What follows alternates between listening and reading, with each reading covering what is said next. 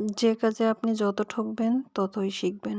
পরিশ্রম কখনো বিফলে যায় না। হ্যালো বন্ধুরা, আসসালামু আলাইকুম। কেমন আছেন সবাই? আশা করি ভালো আছেন। আবারও নতুন একটা ভিডিওতে সবাইকে স্বাগতম। প্রথমে বলে রাখা ভালো, যে যেখান থেকে আমার ভিডিওটা দেখবেন সবাই প্রথমেই আমার ভিডিওটা একটা লাইক দিয়ে দেখা শুরু করবেন। আর ভিডিও ভালো লাগলে অবশ্যই সুন্দর সুন্দর কমেন্ট করবেন এবং আপনার টাইম লাইনে শেয়ার দিয়ে রাখতে পারেন। আর যদি ভালো না লাগে তাহলে অবশ্যই স্কিপ করে চলে যাবেন। এই পর্যায়ে আজকের ভিডিওতে থাকছে হচ্ছে মজাদার একটা ছোলা রান্না, এর A to Z প্রসেস।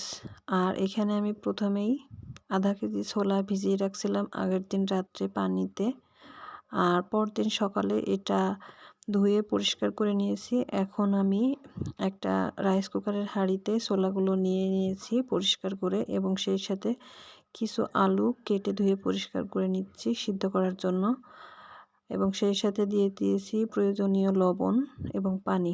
সব কিছু এখন ভালোভাবে মিক্সড করে সিদ্ধ করার জন্য বসিয়ে দিব। কোনো কাজে বারবার হেরে যাওয়াও সফলতার বড় একটা কারণ।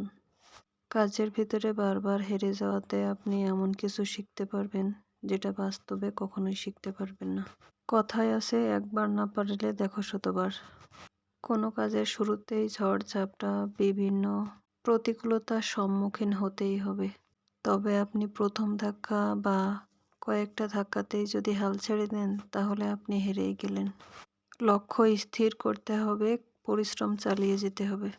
সর্বাবস্থাতেই পরিশ্রমের কোনো ত্রুটি করা যাবে না, সেক্ষেত্রে আপনার সফলতা অনিবার্য। এইদিকে আমি রান্নার মূল পর্বে চলে এসেছি। প্রথমে কড়াইতে তেল দিয়ে এলাচ, লং, দারচিনি, তেজপাতা দিয়ে হচ্ছে কিছুটা পেঁয়াজ দিয়ে ভেজে নিয়েছি একটু নরম হওয়া পর্যন্ত। এখন হচ্ছে রান্নার প্রয়োজনীয় মশলা দিয়ে সব কিছু একসাথে মিশিয়ে সামান্য একটু পানি দিয়ে নেড়েচেড়ে কিছুক্ষণ কষিয়ে নেব। আর কাজ করতে করতে আপনারই চারিপাশে এমন কিছু মানুষ থাকবে যে আপনার সামনে আপনার খুবই প্রশংসা করবে এবং আপনার পিছনে আপনার সম্পর্কে বিভিন্ন কথা বলবে। তবে এই সমস্ত কথা মাথায় নেওয়া যাবে না। আর এই সমস্ত মানুষদেরকে একটু চিহ্নিত করে তাদেরকে এড়িয়ে সমন্বয়ভাবে সবার সাথে তাল মিলিয়ে চলতে হবে। কাউকে কোনো কিছু বুঝতে দিলে চলবে না। সর্বাবস্থাতে সৎ থেকে নিজের কাজকে প্রকাশ করতে হবে।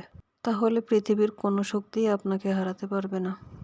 তবে ভাগ্য বলেও একটা জিনিস আছে।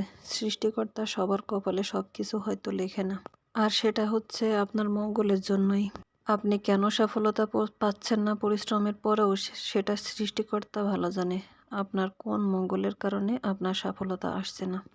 যাই হোক, গল্প করতে করতে মশলার সাথে ছোলাগুলো দিয়ে কিছুক্ষণ কষিয়ে রান্না করে আমার ছোলা ভুনাটা রেডি হয়ে গেছে।